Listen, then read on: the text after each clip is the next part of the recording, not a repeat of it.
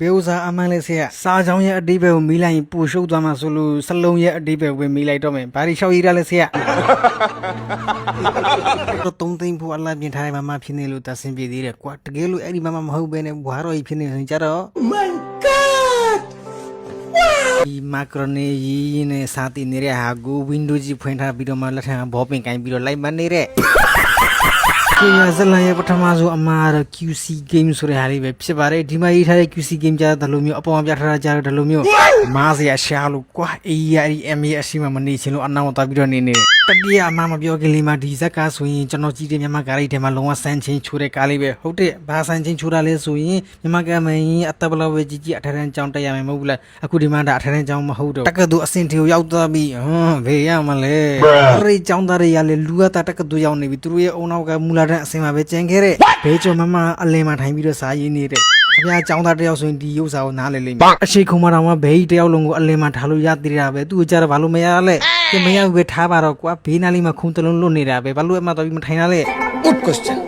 You are a good question. မဟုတ်ဘူးအကြံပေးတာပါမမဘဲကျော်ဆိုတော့စာရေးနေဟိုဘေးယူထိုးနေပါဆိုလို့ဆရာလေးဆရာကြီးပဲအာယုံကဘဲရီရောက်နေလဲမသိပါဘူးကျွန်တော်အဲ့လိုပြောလိုက်ရင်အနောက်မှာအိမ်နေတဲ့ကျောင်းသားကိုတော့မတွေးဘူးလို့တွေးမိတယ်မလား Absolutely not if you not know each other introduce you to TOW2 အောက်ကဟာကြတယ် if you do not know each other will introduce you TWO2 ဘဲဥစားအမှန်လေးဆရာစာချောင်းရဲ့အတိပဲကိုမီးလိုက်ရင်ပူရှုပ်သွားမှာဆိုလို့စလုံးရဲ့အတိပဲကိုမီးလိုက်တော့မယ်ဘာတွေရှောက်ရည်ရလဲဆရာတပည့်အခန်းထဲမှာအိမ်နေတာကိုဆရာတော်ကသူ့ရဲ့ခုံထဲတီကိုလိုက်သွားပြီးတော့မှ brother ပြီးလိုက် မင်းအိတ်ချင်အိမ်ပြန်စာသင်ခန်းလေးလာအိမ်ဟဲ့မင်းနောက်တစ်ခါစာသင်ခန်းလေးမှာလာအိမ်ဘာမောက်ကရုံးကမပြောအဲ့လိုပြောပြီးတော့ပြန်သွားတော်သေးလို့ဇက်ကြော်တွေပဲနှိပ်ပေးအောင်မလားလို့မနှိပ်ပေးဘူးကျွန်တော်တို့တော့ဆိုရင်ကျောင်းမှာအဲ့လိုအိမ်ဆရာရှိကကင်ထားတဲ့ဟာနဲ့ပေါက်တယ်လေအဲ့မှာ iPhone ကင်နိုင်နေဘေးရင်အောင်ကိုလူတယောက်ကဖုန်းဆက်လာတယ် ဟာမင်းဘာတူလဲဘာလာပြောနေရလဲ ဘေးယူဖုန်းဆက်လာတဲ့သူကဘာသူမှလဲ iPhone နှလုံးကင်နိုင်တဲ့မမကြီးဖြစ်နေတယ်ဒါပေမဲ့ iPhone နှလုံးကင်လို့ဆိုရင်တော့ပြီးတော့အထင်မကြီးနေဘေးရ iPhone နှလုံးနဲ့ MacBook iPad လက်ကင်ထားတယ်မင်းကိုမင်း iPhone နှလုံးကင်ထားပြီးတော့ကြီးကျယ်မနေနဲ့ငါမှ MacBook လေးရှိတယ်ဟာကျွန်တော်အနေနဲ့အနိုင်ရရှိသွားသူကတော့မမပဲဖြစ်ပါတယ်ဘာလို့ဆိုရင်3သိန်းဖို့အလားပါပြင်ထားလို့ iPhone ပြောရင်းနဲ့ iPhone ကိုတတိယသွားလို့ iPhone နဲ့မိတ်ဆက်ပေးပေးရစီခင်ဗျအခုဆိုရင်ကျွန်တော်စီမှာ iPhone လေးတွေ second hand excellent condition လေးတွေကိုအားပေးဝယ်ယူရရှိနိုင်ပါပြီခင်ဗျာဖုန်းလေးတွေကဆိုရင် excellent condition ဆိုတဲ့အတိုင်းကျွန်တော်ကိုယ်တိုင်ကစမ်းသပ်ထားတဲ့ဖုန်းလေးတွေဖြစ်တဲ့အတွက်ကြောင့်မလို့ယုံကြည်စိတ်ချစွာအားပေးလို့ရပါတယ်ခင်ဗျာဒီပစ္စည်းလေးတွေကဆိုရင်ကျွန်တော်လက်ထက်မှာလက်ရှိ in stock ရှိပြီးတော့မှတခြားလိုချင်တဲ့ပစ္စည်းလေးတွေရှိရင်လည်းကျွန်တော်စီမှာဆက်သွယ်မှယူလို့ရပါတယ်ခင်ဗျာအဲ့တော့ကျွန်တော်က iPhone လေးတွေနဲ့ဒီ laptop လေးတွေကို second hand လုံးဝအသစ်တိုင်းပေါ့နော်အကောင်စားလေးတွေကိုရောင်းချဝန်ဆောင်မှုပေးနေပြီဖြစ်ပါတယ်ကျွန်တော်လက်ထဲမှာရှိတဲ့ပစ္စည်းလေးတွေဆိုရင်ကျတော့ချက်ချင်းရနိုင်တယ်လို့ကျွန်တော်လက်ထဲမှာမရှိတဲ့ပစ္စည်းလေးတွေဆိုရင်လည်းစရင်ချပြီးတော့မှကျွန်တော်ယူလာပေးပါတယ်ထိုင်းနိုင်ငံဘန်ကောက်မြို့အတွင်းနီနီဝေဝေတီကိုကျွန်တော်ကိုယ်တိုင်ရပစ္စည်းရောင်းငွေချေစနစ်နဲ့ဝန်ဆောင်မှုပေးပါတယ်အသစ်လို့ချင်တာလားစကန်လို့ချင်တာလားအလက်ထဲနဲ့လို့ချင်တာလားအကုန်လုံးဆင်ပြေပါတယ်အရေးကြတော့မရသေးပါဘူးအဲ့တော့ကျွန်တော်ညီကိုမောင်နှမလေးတွေဖုန်းလိုနေသလား laptop လိုနေသလားစကန်ဟန်ထဲရပေါ့နော်ဒါမှမဟုတ်ညီကိုမောင်နှမလေးတွေရဲ့ထိုင်းရောက်ဆွေမျိုးများဖုန်း laptop များလိုနေသလားကျွန်တော်တတိယလိုက်ပါဖော်ပြထားတဲ့ဖုန်းနံပါတ်လေးကိုဆက်သွယ်ပြီးတော့မှကျွန်တော်ဓာတ်ရိုက်မီးမြန်းနိုင်ပါတယ်ခမရစာပြန်မို့ဘေးရအမိမတိမမတယောက်မိန်တော့အတိုင်း9ယောက်ကိုတွားပြီးတော့မှဤစကားပြောရမယ်အဲ့ထဲမှာ4ယောက်ကအဖြေပေးပြီးဆိုရင်နိုင်သွားမယ် obvious လို့အဲ့တော့ဘေးရအမိမတိမမတယောက်မိန်တော့အတိုင်း9ယောက်ကိုတွားပြီးတော့မှဤစကားပြောရမယ်အဲ့ထဲမှာ4ယောက်ကအဖြေပေးပြီးဆိုရင်နိုင်သွားမယ် obviously နိုင်သွားပြီဆိုရင်စူလေးရမယ်စူလေးရတော့ဗါလဲဆိုရင်ဒါပေမဲ့ level 9ခုလုံးပြီးမှတို့ဘာတူလဲဆိုတော့ရှင်းသိရမှာအဲ့တော့သူရဲ့မျက်ခွက်လေးမြင်ဖို့အတွက်သူပြောတဲ့မြင်အကုန်လုံးလိုက်လို့ရမယ်ဤစကား9ယောက်ကိုလိုက်သွားပြီးတော့ပြောရမယ်ပြီးတော့ level 9ခုလုံးကိုလည်းရှင်းပြီးအောင်စော Fuck you. ငါနားလဲပါတယ်ကွာဒါပဲမလား အဲ့ဒါမှမပြီးသေးဘူးနောက်ထပ်အရေးကြီးအချက်တစ်ချက်ရှိသေးတယ်ဒီ9ယောက်ထဲကမှဘယ်ကောင်းမလေးကိုမှရှင်းတကယ်ချစ်သွားလို့မရဘူးကျူရုံနဲ့ကျူခီးစားတယ် iPhone 3လုံးကိုင်းနိုင်နေရေးအောင်ပြီးလိုက် ဟာအဲ့ဒါတော့မင်းမတရားဘူးကွာသူတို့ကအရန်ချစ်စရာကောင်းလို့ငါတကယ်ချစ်မိသွားရင်ဘယ်လိုလုပ်လဲ Good question. You are a good question. ပြဿနာအဲ့ဒါမဟုတ်ပြဿနာဗာလေးလေးဆိုရင်ဘသူမှမသိတဲ့သစိမ်းတယောက်ကခမ ्या ကိုလာပြီးတော့မှခိုင်းမယ်ကွာအဲ့ဒါကိုခမ ्या သူခိုင်းသမျှအကုန်လုံးလိုက်လုံးမယ်ဒါဘယ်က logic လဲဒီမှာတော့3သိန်းဖို့အလားပြင်ထားတဲ့မမဖြစ်နေလို့တဆင်ပြေသေးတယ်ကွာတကယ်လို့အဲ့ဒီမမမဟုတ်ဘဲနဲ့ဘွားတော်ကြီးဖြစ်နေဆိုရင်ကြတော့ My God And then iPhone သုံးလုံးကိုင်းနိုင်နေရင်အောင် brother should have gone noနေလေတွားမိမကကြီးနော်မချင်မဲထွက်သွားရပါတယ်ထွက်သွားပါ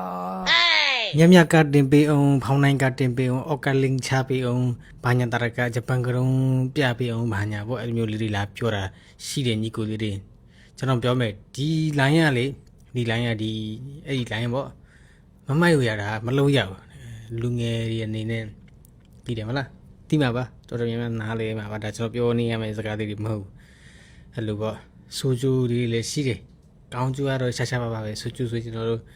အဲ့မညံမကောင်းတာတို့ဟလားမိတတာတို့မိလွယ်တာလို့ပြီးချင်းဟာဘောစကားပြောလိုက်ရင်ဟဲ့တောင်းရောက်မြောင်ရောက်အဲ့လိုဖြစ်တာလေးတွေအခုခင်ဗျားတို့မှလည်းဒီဥစ္စာလေးတွေခင်ဗျားသတိထားမိနေပြီဆိုရင်စင်ချင်းဖို့လို့နေပြီပြင်ဖို့လို့နေပြီအဲ့တော့ဒီဥစ္စာလေးတွေကိုရှောင်ရမယ်ကဲအများကြီးမပြောတော့အများကြီးပြောရင်ကျွန်တော်တို့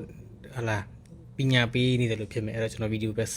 ရှေ့ဆက်မယ်ကဲအဲ့တော့ကျွန်တော်တို့အားလုံးဒီတာတဲ့ thank you C game ရဲ့ level 1000မမအနေနဲ့ကိုယ့်ရဲ့ကစားတွဲဖို့ရဲ့ပလွေမှုတ်ပြီးတော့မှရန်နေထုတ်ပေးရမယ်ဟာဖယ်ရီရောက်ကုန်ပြီလေမာနေပြီအခုပြောနေတာ QC game ဘယ်က Squid game ရောက်သွားတာလဲ sorry ကတော့ပြန်ပြောမယ်ငါပထမဆုံးလိုက်ရမှာဘာတူလဲ ရှင်ရဲ့ gain level 1စကားတခုပြောဖို့3နိုင်လောက်ကြာတယ်ဒီနေ့ပြောလို့ပြီးအောင်မလားမမပထမဆုံးလိုက်ရမယ့်မင်းကလေးอ่ะစကားပြမမစကားဖြူလို့ပြောတာပဲရှိသေးတယ်နောက်တနေ့ပဲရအဖြေတောင်ဖို့တန်ရောက်သွားပြီ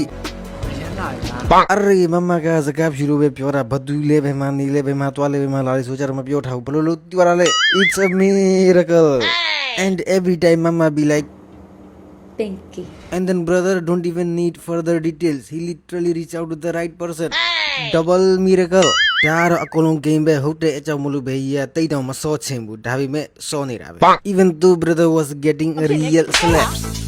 အရေဘူးမတိဘာမတိ online လာပြီးတော့ကိုခိုင်းနေတဲ့သူတယောက်အတွက်ကြောင်းနဲ့ကိုကပါရိုက်ခိုင်းရပြီးအခုဒီစောင်းမမရှိသေးဘူးပြုံးစီနဲ့နောက်ကတကောက်ကောက်လိုက်ပြန်ပြီးဘဲဆောက်ယူခဲ့အဲ့လိုမျိုးလှုပ်လို့လေကွာကိုကပါရိုက်တောင်ခိုင်းရပြီးနောက်ထပ်ဘာတွေခိုင်းအောင်မလဲမသိဘူးကျွန်တော်ဆိုရင်လောမလုပ်ဘူးယူနေတောင်မှစောက်ယူဟုတ်တယ်ငါတုံးမဟုတ်ဘူးဆိုပြီးတော့အဲ့ဒီမမကိုခေါ်ပြီးတော့မှ3ချက်လောက်တီးမအောင်တယ် and then brother reach out to Pinky who did Letimpo makeup wait is this Pinky makeup Letimpo and making up only the face doesn't mean it's pink brother trust me brother it's dark ပါရီပြောလဲမသိဘူးစိတ်ညစ်တယ်ကျွန်တော်လည်းနားမလဲဘူးကျွန်တော်ပြောချင်တာကပန်းရောင်မဟုတ်ဘူးလို့သိတယ်မလားစပင်ကအမဲရောင်လို့ကျွန်တော်ပြောချင်တယ်Error if that is not pink then why the name is Pinky Good question. You are a good question. လေးသိန်းဖို့အလားပြင်ပြီးတော့မ millionaire တမီလာ billionaire တမီလာမတဲကွဲရဲမမဆိုရင် shopping center ရှောင်းရင်နဲ့ဒူလ်အယုတ်ကြီးတစ်ခုကြိုက်တယ်အဲ့တော့ဝယ်ဖို့စဉ်းစားလိုက်တော့ပတ်စံမရှိဘူး Is this a joke လေးသိန်းဖို့အလားပြင်မှာအစား3သိန်းဖို့လောက်ပဲပြင်ပြီးတော့3သိန်းထဲလိုက်တော့အမှဝယ်လို့ရပြီမဟုတ်ဘူးကျွန်တော်ပြောချင်တာဒါရိုက်တာဒါဘာကိုပြချင်တာလဲတထေးသမီးလည်းမဟုတ်မမရဲ့ personality နာမည်ပြီးကြရိုက်နေတဲ့အခန်းဘာမှစွတ်မလို့ and what obviously brother is going to buy that doll for mama အယုတ်ကမမကိုကြိုက်ပြီးတော့မှလိုက်ခဲ့မယ်အတင်းခေါ်ခဲ့ပြီးပါလို့ပြောတာမဟုတ်အဲ့တော့စီမတော်ရသေးမမပြီးလိုက်က ဲရှုပ်လေးနေခဲ့လိုက်တော့နော်ဟောက်ရမှာနင့်ကိုလာပဲမသိဘူး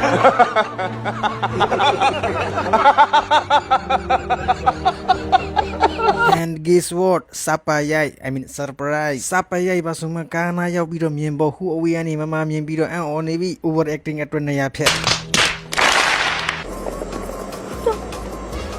ငါကောင်တိုင်းဘူးလာတင်သွားလည်းမသိဘူး simple မမသူညတင်းသွားရဲဆိုရင်အောက်ချပြီးတော့ကောင်းမောင်းပြီးတော့ထွက်သွားလွယ်လွယ်လေး but မမပြီးလိုက် ထဲကဘာလည်းမသိဘူးခွင့်ကြည့်အောင် ဘာလို့ခွင့်ကြည့်မလဲအထက်မှာဘုံရှင်ဘယ်လိုလုပ်မလဲ mall ထဲမှာမပါလာရလို့ချီးပါချင်းနေတဲ့မမပြီးလိုက် မဖွင့်နဲ့ဘုံနေပါဆိုနေပြတ်မှာတက်မယ်နော် exactly ဟာဘာပဲပြဖွင့်ချက်မှာပဲလေ ဘာလို့ဖွင့်ကြည့်မလဲဂျပန်ကြီးအသေးကထားတာမှမဟုတ်နည်းနည်းလမ်းကြည့်ရနေတဲ့ဟဲ့ယူ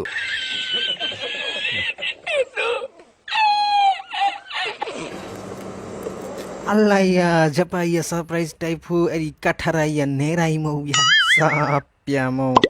သူလည်းမသိဘူးနော်နင်နည်းပေါင်းဝိုင်းချကြပါဦး ဒီဗီဒီယိုဒါရိုက်တာစီရောက်ပြီးတော့ရှိနေတယ်ဆိုရင်တော့ဒီမမကိုနေရာဖြတ်ပေးပါလို့ကျွန်တော်တောင်းဆိုချင်တယ်ဗျာ over acting အတွက် ဒါပေါ့ခင်ဗျားလေးအဲ့ဒီအယုတ်ကြီးကိုအရန်လိုချင်နေဆိုတော့ကျွန်တော်မျိုးသိပါတယ် ဟုတ်ပါဘယ်တော့ထိတောင်ကြိုက်သွားလဲချစ်သွားလဲဆိုရင်အဲ့ရင်နဲ့တော့အတူတူကင်ပြီးတော့အိတ်နေတာဟုတ်တယ်ဒါနဲ့ဘယ်မှလည်းမတွေ့ဘူးပေါ့ ဒီနေ့ပဲဝယ်ထားပြီးတဲ့အယုတ်တစ်ကိုများဗျာကင်မရာထဲမှာရိုက်ဖို့မိသွားတာလည်းမသိပါဘူးဒါပေမဲ့မမဘီလိုက် ဘယ်သူမှမသိဘယ်ရမှမသိပေးရလက်ဆောင်ယူစရာလားလို့ပြန်ပေးချင်လို့ 2000 years back နင့်ကြိုက်နေတရားနေတော့နောက်မှနင်းချင်မှာဘွားကနေပေါ်လာတယ်ပြောကွာယူတယ် မမက whiteboard မှာအဲ့ဒီမာကရိုနီရေးနဲ့စာတင်နေတဲ့ဟာကို Windows ကြီးဖွင့်ထားပြီးတော့မှလက်ထံဘောပင်ကင်ပြီးတော့လိုက်မနေတဲ့ပါတစ်ချက်အရိုက်ခံလိုက်ရပြီ4000ပေးလိုက်ရပြီအဲ့ဒါကိုဆက်ပြီးတော့မှဂိမ်းစော်သေးတယ်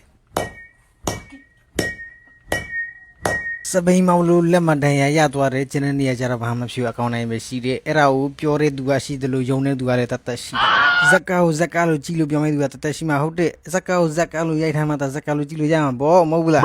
လာပြီမိမချင်းချင်းကြိုက်တဲ့ယောက်ျားပဲသူကယောက်ျားမကြိုက်ဘူးတဲ့တိလားဟေးဘာလို့တားလဲဟေးပြောတော့ယောက်ျားမကြိုက်ဘူးဆိုကောင်မအောင်ငူပြီးတော့ဘာလို့တားလဲကောင်မစောက်ချင်းရပါနေတယ်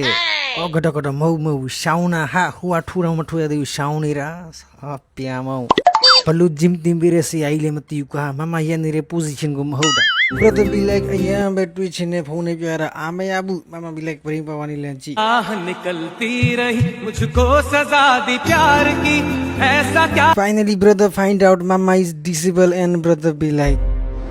ကျွတ်ခွင့်မတပါကျွတ်မုန်းချင်မုန်းလိုက်ပါဒါမဲ့ ကျွီ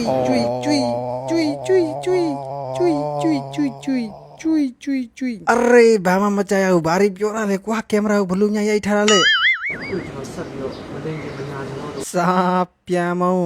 ပြေပြဇက်ကားတော့ဒီတိုင်းပဲပြီးတော့မှာဟုတ်တယ်အဲ့တော့ဇက်ကားရဲ့အတိတ်ပဲတော့ကျွန်တော်ရှာလို့မတွေ့ဘူးအဲ့တော့ဇက်ကားရဲ့ဝင်ငွေလည်းကျွန်တော်ရှာလို့မတွေ့ခဲ့ဘူးအဲ့တော့ budget ကိုကြတော့ဘယ်လောက်လဲကျွန်တော်တက်ကြည့်ရအောင်ရင်းအောင်ဘေးရတော့အဆိုတော့သူ့ရဲ့ lifestyle သူ့ရဲ့ဝတ်စားစင်မှုကတော့သူကနေသူလိုက်ပါတယ်အဲ့တော့မမရဲ့အလားဖိုးက3သိန်းချက် pinky ရဲ့အလားပြင်တာ4သိန်းချက်နဲ့ပေါင်းပြီးတော့9သိန်းချက်ပထမဆုံးတစ်ခေါက်လိတ်ခုံးနဲ့အချွေ3ခွက်ပေါင်းပြီးတော့မှ4500ဟိုက2000ဆိုတော့6500ဒုတိယတစ်ခေါက်ကျွဲစင်း surprise နဲ့ဘေးတောင်းတဲ့အချွေကျွဲစင်းက900 surprise က900 1200နဲ့ဟိုက900လောက်ထားလိုက်1900နောက်တစ်ခေါက်ဘီယန်နှလုံးနဲ့ခောက်ဆွဲတပွဲဆိုတော့ဟိုက2000ဒီကောင်1500ဆိုတော့3500ဘီဖိုးအားလုံးပေါင်းပြီးတော့မှ9000ကျပ်အယုတ်ကတော့ဝယ်တယ်လို့နဲ့ပြန်ပြီးတော့ထားရလားမသိဘူးအိမ်ထိပါမလားအဲ့တော့မတွက်တော့ဘူးအဲ့တော့ the budget of this film is approximately 9သိန်းခွဲလောက်အဲ့တော့ဘေးကြီးက online မှာတစ်ခါမှမတွေ့ဘဲနဲ့စကားပြောတဲ့သူကိုသူကအတကုံလုံးဝချစ်ကြိုက်ခဲ့တဲ့အဲ့တော့ she becomes his true love အဲ့တော့ဘေးဘောဂိမ်းတွေကစားခဲ့တဲ့မဟုတ်တာတွေရှောက်လောက်ခိုင်းနေပတ်စံရောခိုင်းရတယ်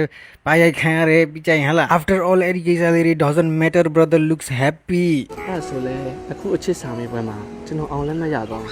ထပ်ပြီးတော့ကူညီပေးလိုက်ပါ relax all is well it's just a movie ထပ်မပြောတော့ဘူးစာပြန်မောင်းဒီဇက်ကတော့ကျွန်တော် part 2အပိုင်းနဲ့မလာတော့ဘူးဘာလို့လဲဆိုရင် CI ရင်းအောင်လေကျွန်တော်တချင်းပဲဆက်စုပါလို့တောင်းဆိုပေးရစေခေဗျာခင်ဗျားတို့တွေဒီဇက်ကောကြည့်ပြီးသွားပြီလားမကြည့်ရသေးရင်တပြီးတော့ကြည့်ဖို့ကျွန်တော်တိုက်တွန်းပေးရစေပြီးကြရင်ကြည့်ပြီးသွားပြီဆိုရင်လည်းကြည့်နေတဲ့တတိယဟောင်းကြီးရဲ့အမားလေးတွေရှိရင်ကျွန်တော် comment မှာရေးခဲ့ပေးပါအောင်ပြီးကြရင်နောက်ဘဲကောက်လုပ်ပေးရမလဲဆိုတဲ့ဟာကိုလည်းကျွန်တော်ရေးခဲ့ပေးပါအောင်